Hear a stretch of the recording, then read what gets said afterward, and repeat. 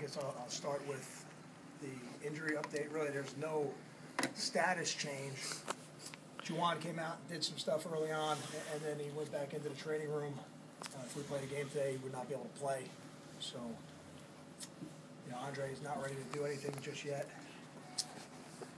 Kyle Federico's status is the same. Optimistic that he could be an emergency guy on Saturday if need be.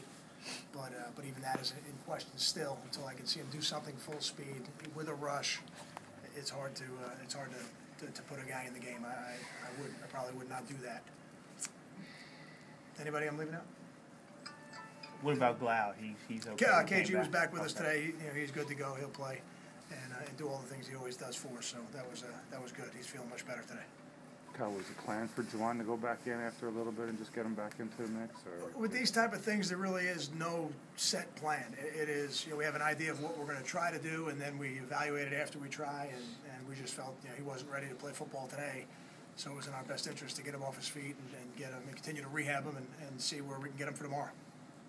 Kyle, how do you not allow this to be a source of concern or worry as you move forward? Because you're basically losing too much starters, right? I think I've always felt this way, even as a position coach, that injuries are things that happen and they're out of your control, and things that are out of your control, you can't worry about them. I think the depth of your team is always tested this time of year. The players on your team that aren't necessarily the starters have to have a next man in mentality that I'm going to be ready when called upon to do my job.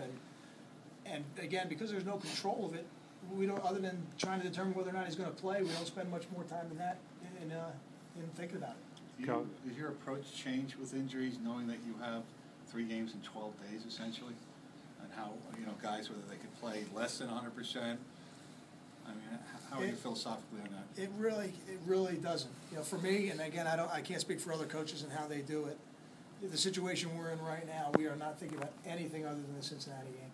And when the Cincinnati game is over, we'll evaluate it. We'll evaluate the health of the team and who's available to us the next week, and then we'll try to put together the best plan to work that week. But it won't be a situation where we keep a guy out because the next game is coming, because the reality is between the Cincinnati and the Pitt game, it's the normal time frame that we would have, and then the following week will be shorter. But, for us, all our energy, mentally, physically, from a rehab standpoint, is going into winning this football game, because it's the only one we can control. Kyle, when you talk about whether Civil can play, and then obviously Taj would move into his spot, what's your depth look like at guard beyond that? I think Taj would be the starter today if we played, and then we would probably turn to a guy, Devin Watkins, would be in the mix to play, and he'll be available to play for us at guard or tackle. And it's fortunate to have a guy who's a senior who has played for us in games, who has some experience, and is a smart football player. So he has a little bit of crossover value in terms of doing that. A guy like Matt McBride could see time at guard if we had some injuries. And he's our backup center right now, and Dallas has done a good job being ready to do that as well. So that we've kind of allowing those guys to compete week by week to set that depth. And we have not had to use it necessarily very much recently, but that could come up in a hurry on you. Can the guards play both spots if they need to? I think they can. Yeah, I think they can. I think it's less of a transition on the inside than it is at the tackle spot. But I've had tackles who can do it as well. Different games have different feels. Openers seem to generate a lot of excitement. Do you get the sense that this is that big game excitement, that this is the significance of it in practice this week? I think when you have a game in November with 2 teams that are at the top of the league, it has a definite feel to it. There's no doubt. I think Cincinnati's been a really good program for a long time, and we feel like we've been a really good program for a long time now. And I think when these 2 teams get together late in the year, there certainly is some excitement to it. But that doesn't change your preparation. It doesn't change how we go about our business. But yeah, I think it does have that kind of feel to it. What came out of the new divisions yesterday? Can you just comment on how that alignment is? I saw them, but I didn't really even study them. I'm not. That is something that we'll talk about in the off season, at least from my perspective. Tim may have a comment on it in terms of how it affects the athletic department. But for us, even worry about that right now. It's not something that affects us right now, and it's not even something that's on our radar. Coach, you said something the other day about Kasim getting a lot of tackles funneled to him.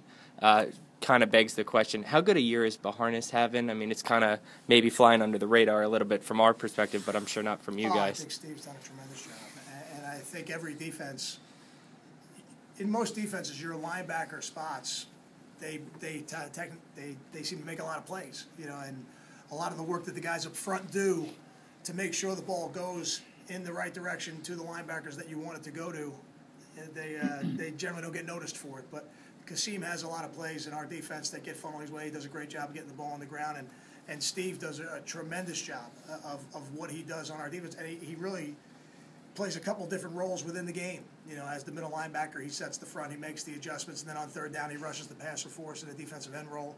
So he does a lot of things for us on defense. He's having a great year. And what about Jamal in there playing at or near the level of the other more established linebackers? I don't know. I don't compare Steve to Kasim to Jamal. They play different positions. They're all linebackers, but they play different positions. And I don't know that it's about a guy playing to that level. I think it's about productivity, and especially on defense, it's about productivity. And Jamal has been extremely productive on defense. He's done a good job in terms of playing the run. He's done an excellent job on special teams, blocking kicks for us. So, you know, Jamal's another guy who's a very valuable guy on the team. Well, Time for two more questions, please. Could you talk about Nova and the poise he's shown this year, and you know how it may manifest itself in a big game like this on the road? I think when you go on the road, you know, late in the year against a good football team like Cincinnati, you need a quarterback in the huddle who has tremendous composure, tremendous confidence in himself and the people around him, and I think Gary has that. And I think what that allows him to do is play within himself and play within the system. Kyle, what have you seen out of Paul James the first couple days of practice this week? PJ's done a good job for us. You know, he is a guy who every week has put on film in practice plays where you say, okay, if we need him, he's ready. And that's been his attitude the whole year. And he's had a good attitude, and he's starting to help us a little bit on special teams.